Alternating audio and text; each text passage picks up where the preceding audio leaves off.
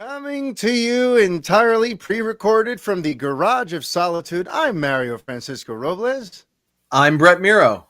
and this is episode 151 of the Fanboy Podcast. Brett, what are you watching or playing this week? Well, I actually finished finally HBO Max's Our Flag Means Death, which is a Mm, Taika Waititi joint. He's in it. I think he produced it, and a couple other great actors are in it. Very very funny show. I've mentioned it before. Kind of has that What We Do in the Shadows vibe, yeah. although it is not a mockumentary style, a la What We Do in the Mm, Shadows or The Office. Um, Surprisingly though, as you get a little deeper into the series, it becomes this very heartfelt yet still funny piece. And really, I don't want to really? spoil anything, because actually it was kind of Yeah. interesting how it went, but it became this very sweet, heartwarming kind of show, and I really loved it. And I think we just found out, they just announced that there will be a season two. It got Yes, they greenlit, did. so Yeah. I'm very happy. It's a very very fun, sweet show, and I recommend everyone check it out. As far as what I've Nice. been playing, um, I have to confess. Last week when I did the solo podcast, I was talking about all these games I was trying to get into. I am having a really weird gaming vibe lately. I can't seem to find one thing that I want to play or that I want to stick with. Mm, I thought I was going to really get into Mass Effect Legendary Edition, and then I just started up and I walk fell around a off. little bit, and it becomes very daunting and just overwhelming, and I can't do it.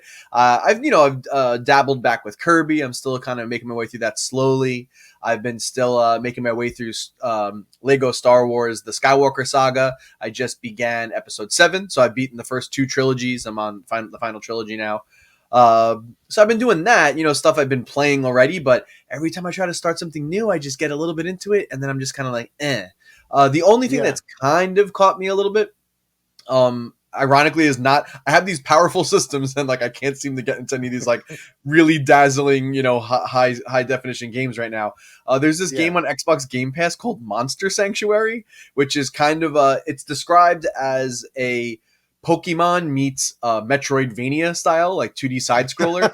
So you're Okay. Yeah. you're capturing these creatures, and then it's kind of like an RPG. You're equipping them and leveling them up and all that fun stuff, and battling other creatures. But then there's also abilities that these creatures have that you equip on your team, and then you can use them to access different areas and get secrets and explore a little bit. And that seems to be the thing that's capturing my attention right now.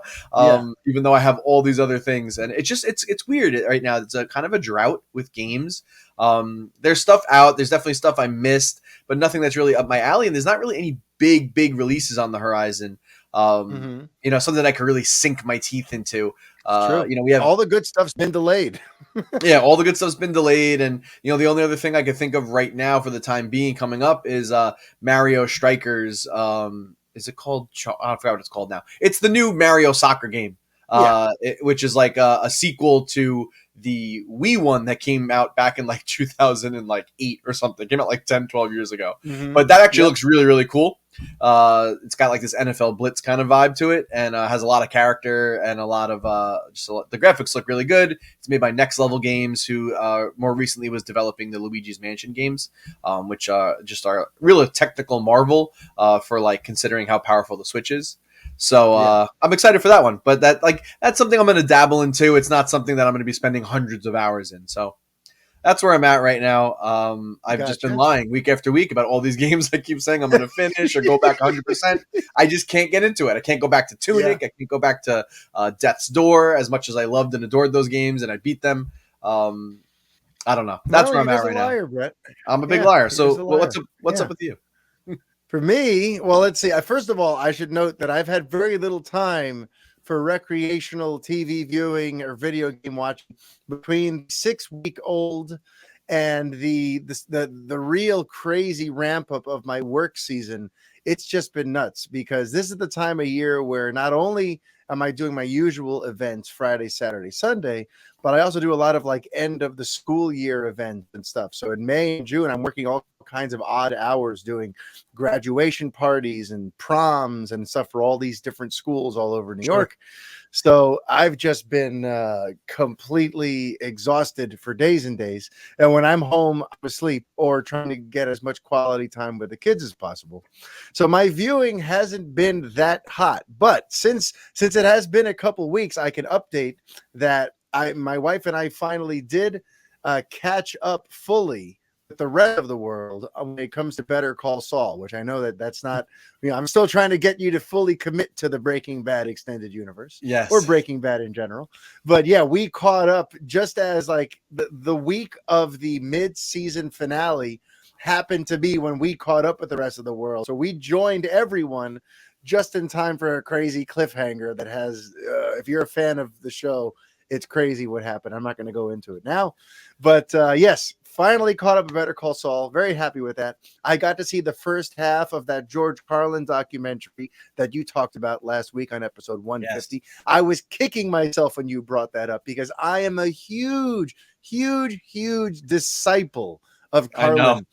Yeah, my father and my uncle like introduced me to Carl in the early 90s. I was like 8 or 9 years old, listening to him drop all this wisdom and all this knowledge with all of that colorful language of his, and I was riveted by what he. To me, he wasn't just a comedian; he was a truth teller. And this HBO documentary, directed by Judd Apatow, really does him justice. I can't wait to watch the second half. But folks, if you're into stand-up comedy, if you're into George Carlin, if you've ever read any of his interesting quotes or memes and how they pertain to today, even though he said them like 25 years ago, you owe it to yourself to check out the new George Carlin documentary on HBO. Yes, you do. Just as Brett told you last week, I'm doubling down on that. Carlin is the man, and he still is the man.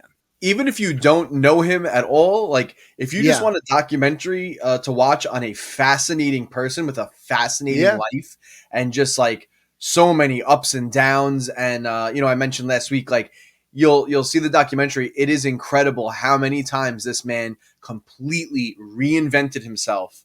Whenever he got down, he was on like the downslope, he swung his way all the way back up. And it's that's just remarkable in its own right. So I mean, there's I think a reason to watch this, whether you're a fan, whether you're not a fan, whether you have no clue about him, only an inkling about him. It's a really well done documentary. Very true. Very true. He also, something I get a kick out of it, I always think about, is how he pioneered the way of approaching stand-up comedy, where you'll go on tour if you're a comedian and you're going to work until you get your hour. And once you've built your hour, now you basically celebrate by filming your special and releasing that album. And then once that's released to the world, now you retire all those jokes that you worked really hard touring and start a whole new hour from scratch. Like that was a Carlin thing, and a lot of comedians to this day follow that format too. And I just think that's cool. But so then aside from that, did I lose audio? No, Am you're I here? Okay, you got something got weird on my end. Sorry about that. In terms of games, I don't know. I'm kind of with you there, Brett.